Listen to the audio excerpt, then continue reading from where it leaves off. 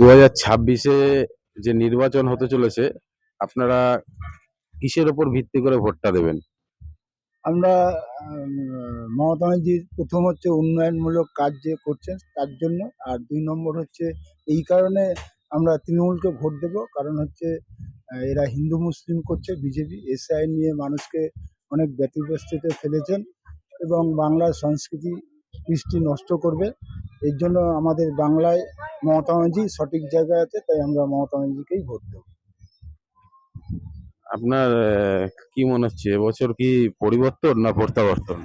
না, এখানে পরিবর্তনের কোনো চান্সই নেই, কারণ হচ্ছে মমতা ব্যানার্জি আবার জিতবে, জিতে চতুর্থবারের জন্য মুখ্যমন্ত্রী হবেন।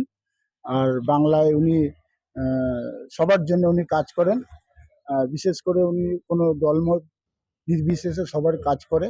আর যত মমতা ব্যানার্জি যে জনমুখী যে প্রকল্প করেছে, আমরা দেখেছি আমার অঞ্চলে কেউ সিপিএম করে, কেউ কংগ্রেস করে, কেউ বিজেপি করে, তাদের প্রত্যেকের বাড়িতে যারা টিএমসি করে যে পরিষেবা পায় ওনারাও সেরকম পরিষেবা পাচ্ছে, কারণ হচ্ছে মমতা ব্যানার্জি কোনো পক্ষপাতিত্ব করে না, মানুষ সেটা বোঝেন, আর তার জন্য তো মমতা ব্যানার্জিকে এত ভোট দেন।